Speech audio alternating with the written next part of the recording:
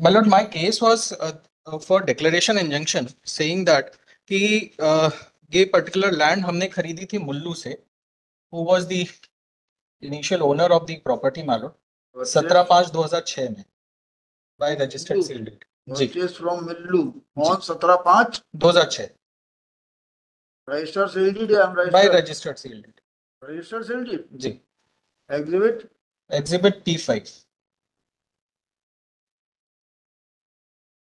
ये 116/9 है 0.83 है ना? जी जी. Exhibit P5. हाँ. और तब से आप कब्जे में हैं? तब से हम कब्जे में थे. दावा क्यों खारिज हो गया? इसमें हुआ ये कि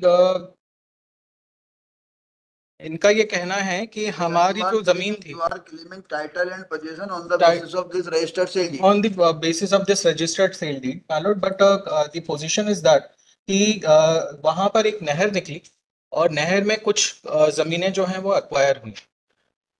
तो जो हमारे रिस्पोंडेंट हैं उन्होंने ये कहा कि हमारी जो जमीन थी वो पूरी की पूरी जो हमने मुल्लू से खरीदी वो पूरी की पूरी अक्वायर हो चुकी थी. रिस्पोंडेंट ने कहा कि आपकी लैंड जो है जिसका आप मालिक बोल रहे हो जी जी, जी, वो लैंड अक्वायर हो चुकी थी and Mullu had no actually present उस समय पे लैंड उसके पास में नहीं थी जो उसका डेट ऑफ सेल मुल्लू वो had no right to sell any land because he was out of any land. ऐसा डिफेंडेंट का कहना.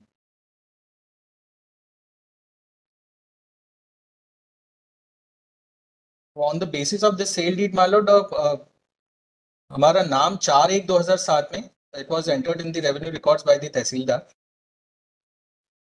तो मतलब both the courts have said that land was already acquired. Land was already acquired. ऐसा. Therefore you don't acquire और वो मुल्लू के पास में कोई राइट नहीं था, कोई लैंड ही नहीं थी तो वो बेच नहीं सकता. तो एक्वायर हो गई थी ये वाली बात जो है.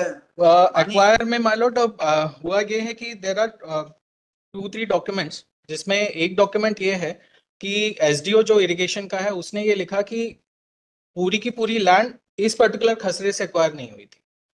वो एक्वायर हुई थी 0.32 एकड़ दूसरी लैंड से हमारी लैंड से एक्वायर हुई थी और 0.82 जो है 116/9 0.83 जो आपने खरीदा जी, ये लैंड इससे हमारा कहना है कि 0.32 एकड़ ही एक्वायर हुई है, पूरी की पूरी लैंड एक्वायर नहीं हुई. पूरी आदि का सवाल नहीं है. 116/9 0.83 एकड़ लैंड एक्वायर हो गई थी. ये किस बेसिस पर कहा कोर्ट ने?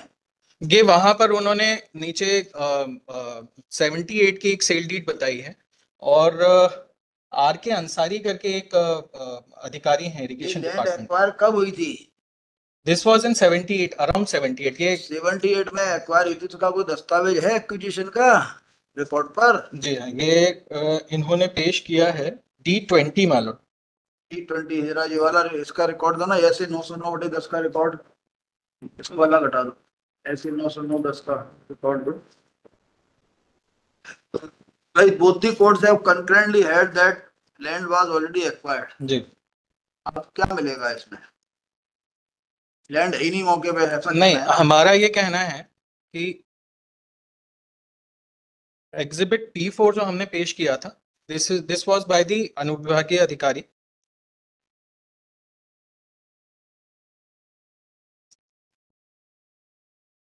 और ये डिस्प्यूट है कि वो एक्चुअली में उतनी पूरी एक्वायर हुई है कि one small part was acquired.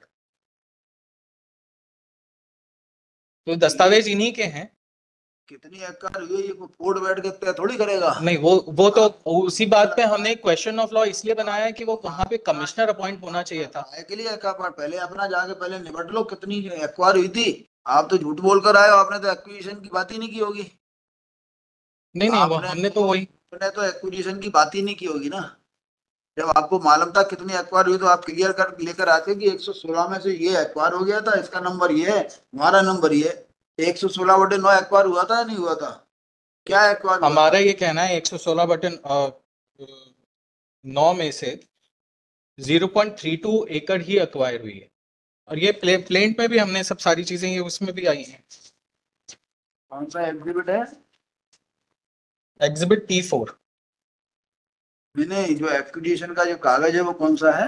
ये D20 के हिसाब से सेल डीड बताते हैं.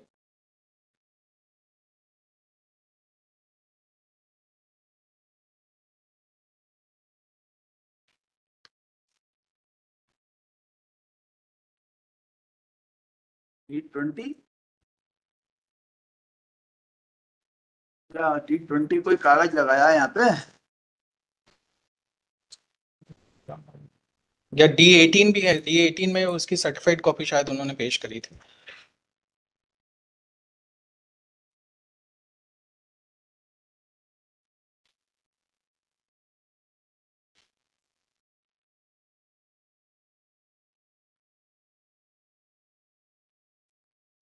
You are Sakharam? I am Sakharam.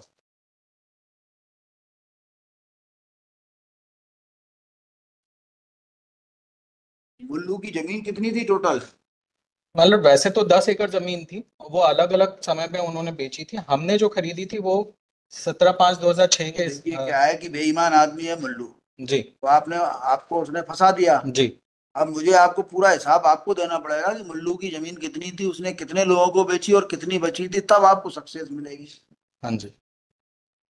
ये आपका प्रेडिसेसर टाइटल है बेईमान, वो क्या करता जा रहा है कि लैंड बेचता जा रहा है आगे, तो इसका हिसाब आपको ही देना पड़ेगा। Because in a suit for declaration of title you are required to prove your title as well as the title of the person who has sold the property. Very true man. तो वैसी स्थिति में आपको हिसाब देना पड़ेगा, अंदाज में नहीं चल सकता जी। और 2 कोर्ट्स की फाइंडिंग के बाद आप यहाँ खड़े हो। जी।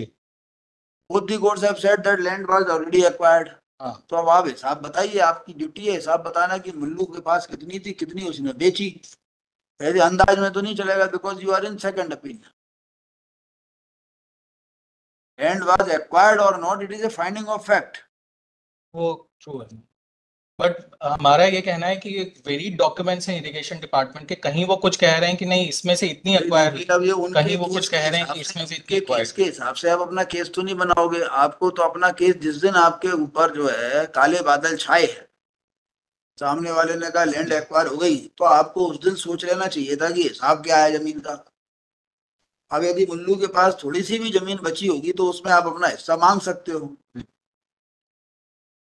आप वहां जाके आपको पता ही नहीं है कितनी लैंड हुई, नंबर बदलते जा रहे हैं। मुल्लू के पास नंबर था 116/1, फिर बाद में आपने 9 खरीद लिया, तो रोज नंबर डाल डाल के बेच देगा। वो पहले था 116/2, फिर बाद में वो 116/9 हो गया। 9 इसलिए हो गया कि धीरे धीरे करके वो बेचता जाता है, आगे पटवारी दर्ज करता जाता है,